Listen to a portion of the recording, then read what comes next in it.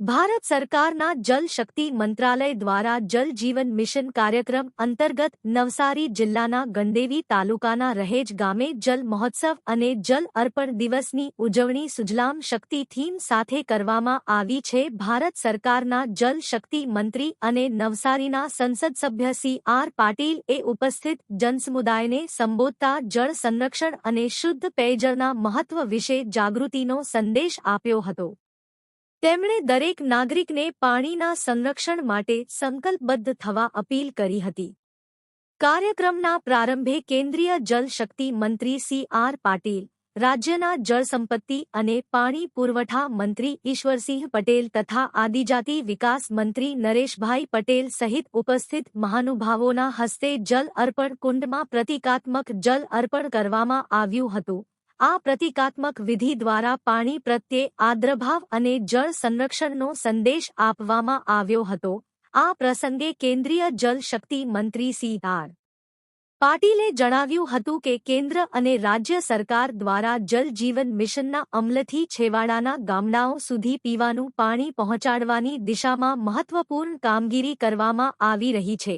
સરકારના પ્રયાસોથી આજે ઘરે ઘરે નળથી જળની સુવિધા ઉપલબ્ધ બની છે.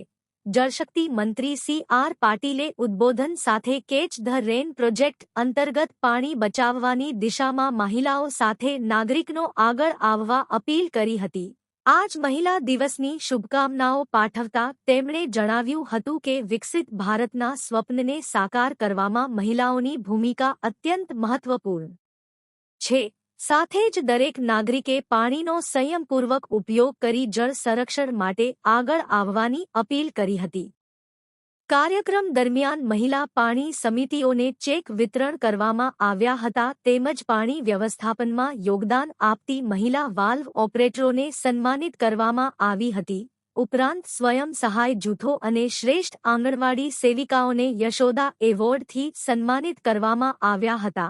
આ અવસરે ઉપસ્થિત મહાનુભાવો અને ગ્રામજનોએ જળ સંચય અને જળ સંરક્ષણ માટે સંકલ્પપૂર્વક પ્રતિજ્ઞા લીધી હતી. 8મી માર્ચથી 22મી માર્ચ સુધી જલ શક્તિ મંત્રાલય તરફથી જલોત્સવના કાર્યક્રમનું આયોજન કરવામાં આવ્યું છે. એની શરૂઆત આજે ગંદેવી વિધાનસભામાંથી રહેજ ગામમાંથી શરૂ કરવામાં આવી છે અને આજે મહિલા દિન નિમિત્તે પણ ખૂબ મોટી સંખ્યામાં જે મહિલાઓ પણ એકત્રિત થઈ હતી એમને મહિલા દિનની શુભેચ્છા સાથે જળ સંચય માટે એમણે શું કરવું જોઈએ, જળની બચત માટે શું કરવું જોઈએ, રેન વોટર હાર્વેસ્ટિંગ માટેની અલગ અલગ ડિઝાઇનો માટેની સમજ પણ બહેનોને આપી, પાણીનો દુરુપયોગ અટકે એના માટેની પણ વાત એમની સાથે કરી. માનનીય પ્રધાનમંત્રી શ્રી નરેન્દ્ર મોદી સાહેબ દ્વારા બહેનો માટેની યોજના સ્વચ્છતા કે જેમાં 12 કરોડ ટોયલેટ બનાવવામાં આવ્યા અને જલ જીવન મિશનની અંદર પણ આખા દેશમાં 16 કરોડ જેટલા નળથી જલ ઘરમાં આપવામાં આવ્યા છે અને બાકીના ઘરોમાં પણ 2028 સુધીમાં દરેકને પાણી આપવા માટેની યોજનાની પણ માહિતી આપી. ગુજરાત સૌથી આગળ રહ્યું છે, ખૂબ સારી ક્વોલિટી સાથે કામ થયું છે. માનનીય મુખ્યમંત્રી શ્રી ભૂપેન્દ્રભાઈ પટેલ એમના દ્વારા પણ જળ સંચય માટેની બધા જ કલેક્ટરો સાથેની મિટિંગમાં લગભગ 4000 કરોડ રૂપિયા એમના ગયા 20 તારીખે બાકી હતા એ રોજ 1000 કરોડ રૂપિયા રોજ 100 કરોડ રૂપિયા વાપરે તો પણ 40 દિવસમાં 4000 કરોડ રૂપિયા વાપરી શકાય એ પ્રકારની એ આખી વ્યવસ્થા અમને મુખ્યમંત્રીશ્રીએ પણ કરી છે. મને વિશ્વાસ છે કે જે રીતે જનજાગૃતિ ફેલાય છે એના દ્વારા અધિકારીઓની મહેનત છે, પદાધિકારીઓની મહેનત છે, અમારા મંત્રીશ્રી નરેશભાઈ અને મંત્રીશ્રી ઈશ્વરભાઈ પટેલ કે જેમની સાથે પણ જળ સંપત્તિ વિભાગ છે એ પણ જે રીતે આ યોજનાને આગળ વધારવાનો સફળ પ્રયત્ન કરે છે એના કારણે પણ ખૂબ સારી જાગૃતિ આવી છે.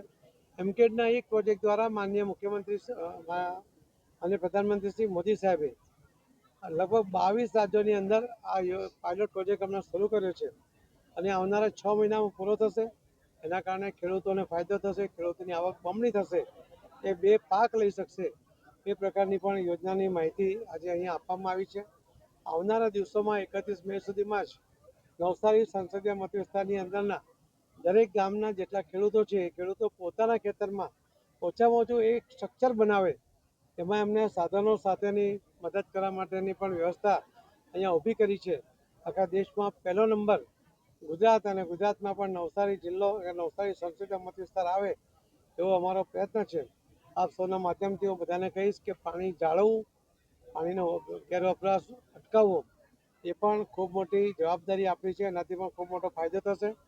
અમે પ્રાથમિક શાળાના બાળકોને પણ આ જળ સંચય માટેની ટેવ હમણાંથી પડે એના માટે નોટબુકની અંદર પણ 4 પેજ છાપીને એમાં નાખીને જોડીને આપ્યા છે. એના કારણે બાળકોને પણ અવેરનેસ આવશે એવો અમને વિશ્વાસ છે.